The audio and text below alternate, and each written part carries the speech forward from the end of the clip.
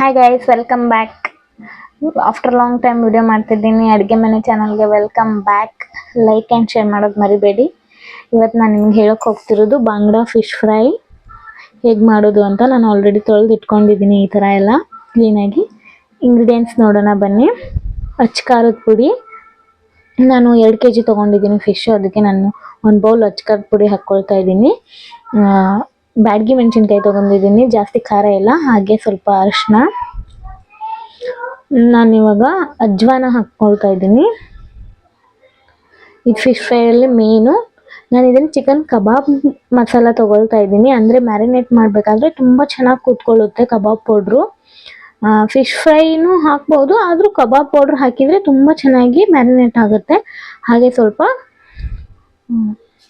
ಧನಿಯಾ powder, ಸ್ವಲ್ಪ salt ಹಾಕ್ಕೊಳ್ಳಿ, taste salt ಎಲ್ಲ ಕ್ಲೀನಾಗಿ ಮಿಕ್ಸ್ ಮಾಡ್ಕೊಳ್ಳಿ. ನಾವೇನು ತೊಳೆದಿಟ್ಕೊಂಡಿದ್ವಲ್ಲ ಫಿಶ್ನ, ಇವಾಗ ಅದನ್ನು ಕಟ್ ಮಾಡ್ಕೊಳ್ಳೋಣ. ಸೆಂಟ್ರ್ 2 ಲೈನ್ ಹಾಕ್ಕೊಳ್ಳೋಣ. ತೋರಿಸ್ತಿದೆ ನೋಡಿ, ಈ ಥರ 2 ಲೈನ್ ಹಾಕ್ಕೊಳ್ಳೋಣ. ಎಲ್ಲನೂ ಕ್ಲೀನಾಗಿ ಕಟ್ ಮಾಡಿ ಇಟ್ಕೊಳ್ಳೋಣ.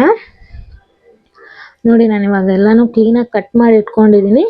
ಈಗ ಎಲ್ಲ ಫಿಶ್ ಫ್ರೈಗೆ ಮಿಕ್ಸ್ ಮಾಡಿ ನಾವು ಏನು ಪೌಡ್ರ್ ರೆಡಿ ಮಾಡ್ಕೊಂಡಿದ್ವಲ್ಲ, ಅದನ್ನೇನು ನೀರು ಹಾಕಿ ಮಸಾಲೆ ಟೈಪ್ ಮಾಡ್ಕೊಳ್ಳೋದು ಬೇಡ. ಇದೇ ಡ್ರೈ ಪೌಡ್ರಲ್ಲೇ ಎದ್ದು ತೆಗೆದ್ರೆ ಸಾಕು. ಚೆನ್ನಾಗಿ ಒಂದು 30 ಮಿನಿಟ್ಸ್ ಆದರೂ ಮ್ಯಾರಿನೇಟ್ ಆಗಬೇಕು. 30 ಮಿನಿಟ್ಸ್ ಮ್ಯಾರಿನೇಟ್ ಆದರೆ ಇನ್ನೂ ತುಂಬ ಚೆನ್ನಾಗಿರುತ್ತೆ. ನಾನು ಎಲ್ಲನೂ ಒಂದೊಂದಾಗಿ ಮಿಕ್ಸ್ ಮಾಡಿ ಇಟ್ಕೊಳ್ತಾ ಇದ್ದೀನಿ. ನೋಡಿ ಇಲ್ಲಿ ಕ್ಲೀನಾಗಿ.